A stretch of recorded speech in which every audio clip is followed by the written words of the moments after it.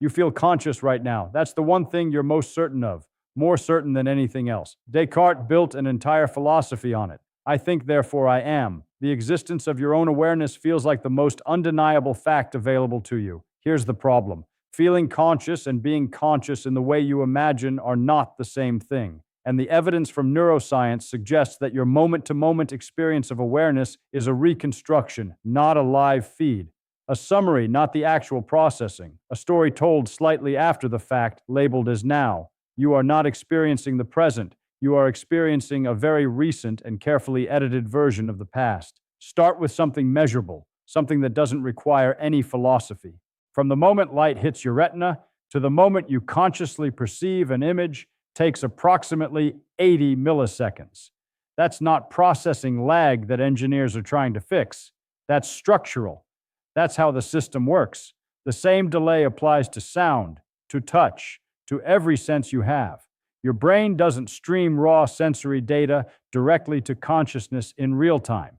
That would actually be useless. Raw data from different senses arrives at different speeds. Light travels faster than sound. The tactile signal from your foot takes longer to reach your brain than the signal from your hand. So the brain waits. It collects incoming signals from all your senses, integrates them, cross-checks them for consistency, and then presents you with a unified, coherent experience. One edited package, labeled now. But that unified package you're experiencing right now happened 80 milliseconds ago. Not metaphorically, not approximately, measurably. The present you're experiencing is already the past by the time you experience it. You are always structurally slightly behind. Now here's where it gets more disturbing. In 1983, a neuroscientist named Benjamin Libet ran an experiment that has been generating debate ever since. The setup was simple. Participants sat in front of a clock with a rapidly moving hand. They were told to flex their wrist whenever they felt like it. Completely spontaneous, no schedule, no prompt, just whenever they felt the urge. And when they felt that urge, they should note the position of the clock hand at that exact moment. Simultaneously, Libet was recording their brain activity with EEG. The result was unsettling. The brain showed a specific signal called the readiness potential, a buildup of electrical activity in the motor regions associated with preparing a movement, up to 500 milliseconds before participants reported feeling the intention to move. Half a second. The brain was already preparing the movement before consciousness reported deciding to make it. The participants felt like they were spontaneously choosing to flex their wrist. The neural machinery was already executing that choice hundreds of milliseconds before the felt sense of choosing arrived. This experiment has been replicated, refined, criticized, reinterpreted, and debated for 40 years. The criticisms are real and worth taking seriously. Timing conscious experience against a moving clock is methodologically complicated. Some researchers argue the readiness potential reflects general preparation rather than a specific decision. More recent experiments using fMRI have shown that brain activity can predict which of two choices a person will make up to 10 seconds before they report deciding. The core finding keeps holding up in its essentials. The most disturbing interpretation is this: what you experience as deciding might be a notification, a report delivered to consciousness after the neural systems have already committed to an action. Your sense of being the author of your own choices may be, at least partially, a story your brain constructs after the fact and presents as if it happened before. Here's something you can test right now. Look at something across the room. Don't move your eyes. Notice your visual field. It feels complete, sharp in the center, and pretty decent everywhere else. Detailed, continuous, fully resolved in every direction simultaneously. It isn't. The part of your retina with high resolution, the fovea, covers only about 2 degrees of visual angle. That's roughly the width of your thumb held at arm's length. Everything outside that tiny central region drops off dramatically in resolution. Your peripheral vision is genuinely blurry and low detail. And yet it doesn't feel that way. It feels detailed everywhere you attend to it. That's because the moment you shift attention to something peripheral, your eyes move to point the fovea at it. The high resolution arrives just as you start looking, and your brain constructs the impression of a continuously detailed visual field from this series of high-resolution glimpses stitched together. There's also a blind spot in each eye, a region where the optic nerve connects to the retina, and there are no photoreceptors at all. You've had it your entire life. You never see it, not because it's small and easy to miss, because your brain fills it in automatically and invisibly with whatever surrounds it. Your brain has been fabricating part of your visual field every moment of your life, and you had no idea.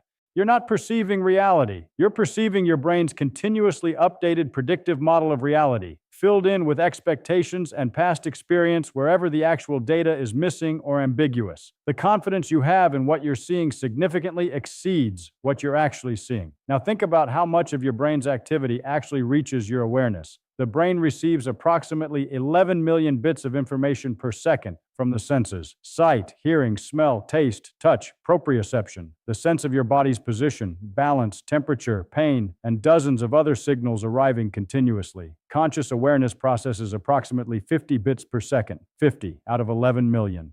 That's about 0.005%. The other 99.9995% of what your brain is processing never reaches consciousness. It's still processed. It still influences behavior. It still shapes decisions. It just does all of that completely invisibly, with no access by the conscious system. Right now, your brain is regulating your posture without you thinking about it, processing the language in this sentence before your conscious mind has finished reading it, monitoring background sounds and making ongoing assessments about whether they require attention, predicting the next word before it arrives, running facial recognition on anything that appears in your peripheral vision, tracking the emotional states of people around you, all of that and vastly more without you knowing it's happening. Consciousness is not the engine doing the processing. It's a small summary report generated by the engine, delivered to a limited executive system, covering a tiny fraction of what the engine is actually doing. If consciousness were a manager in a factory, it's the manager who receives a brief daily summary report but never visits the factory floor, never sees the machinery, and has no idea how most of the products get made. Conscious experience feels like a continuous stream, unbroken, flowing, one moment leading seamlessly into the next with no gaps. It isn't. Your eyes make rapid movements called saccades 3 to 5 times every second.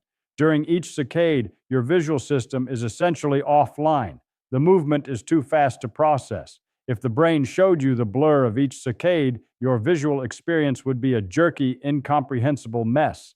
It doesn't show you the blur. During each saccade, the brain suppresses visual input, then retroactively fills the gap with a stable image based on where your eyes landed. You experience a smooth, continuous visual world that is substantially constructed rather than directly perceived. You're experiencing something closer to a film than a window, and the film has had significant editorial work done on it before it reaches you. The same applies to time. Research on conscious perception suggests that the brain doesn't process experience in truly continuous time.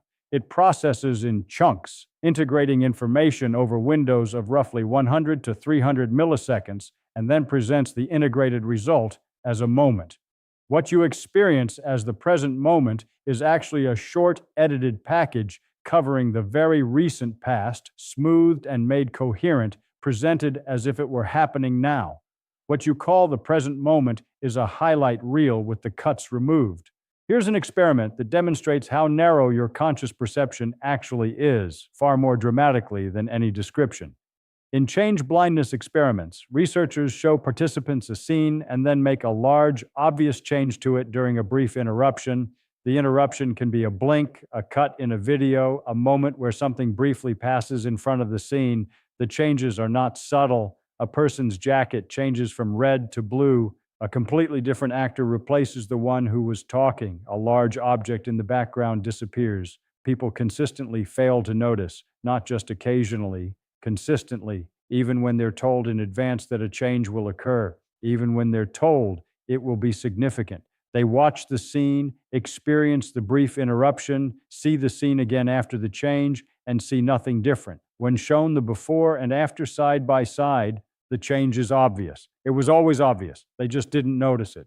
And here's the part that really matters. Before being shown the result, participants are confident they would have noticed any significant change. That confidence is systematically and substantially wrong. Your conscious perception at any given moment is far narrower, far less complete, and far less reliable than it feels from the inside. The feeling of being aware of your surroundings is not an accurate report of how much of your surroundings you're actually aware of. And now the deepest problem, the one that no theory of consciousness has solved. Color is processed in one specialized brain region, motion in another, shape in another, sound in a completely different system. These are not just different areas of the same factory. They are genuinely separate processing streams operating in parallel with no obvious central location where they all come together. And yet, when you watch a red ball bounce and hit the floor with a thud, you experience a single unified event, not four separate outputs from four separate systems.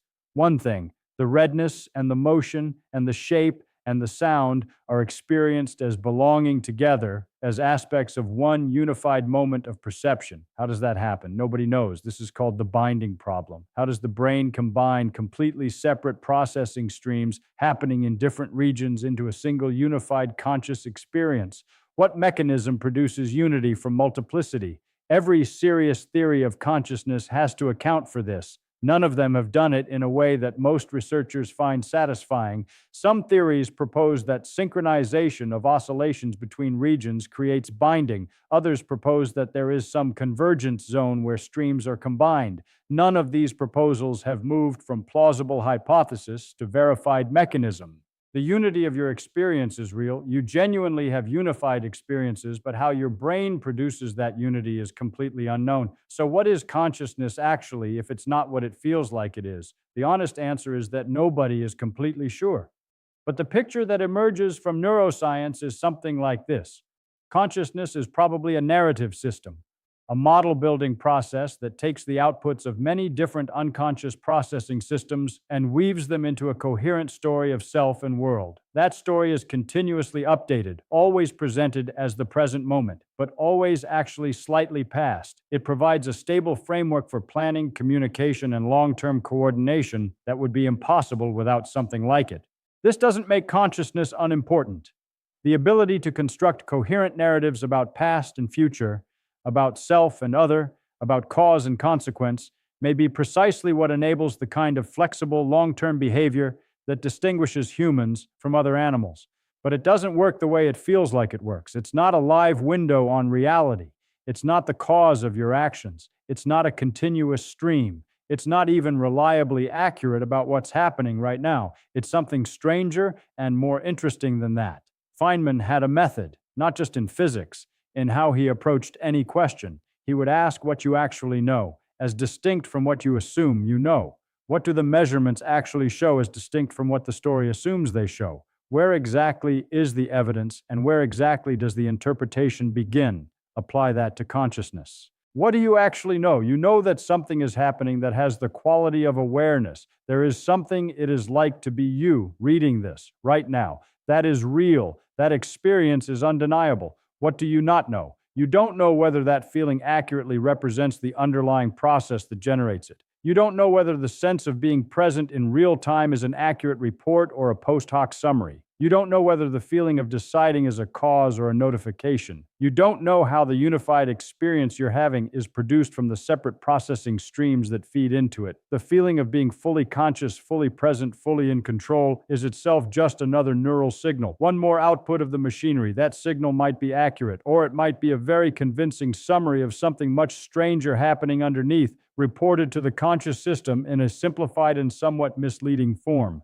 You have direct access to the experience of consciousness. You have almost no direct access to what is actually generating that experience. And the gap between those two things, between the experience and the mechanism, between what it feels like and what is actually happening, is where the most interesting and most difficult questions in neuroscience and philosophy currently live. The answer to whether you're conscious right now depends on what you mean by conscious. If you mean, is there something happening that feels like awareness? Yes, clearly, undeniably. If you mean, is that awareness an accurate real-time window on your own neural processes, on the present moment, on the causes of your behavior? The honest answer is probably not in the way you think. You are experiencing something. What exactly that something is, what produces it, how it relates to the physical processes in your brain remains one of the genuinely open questions.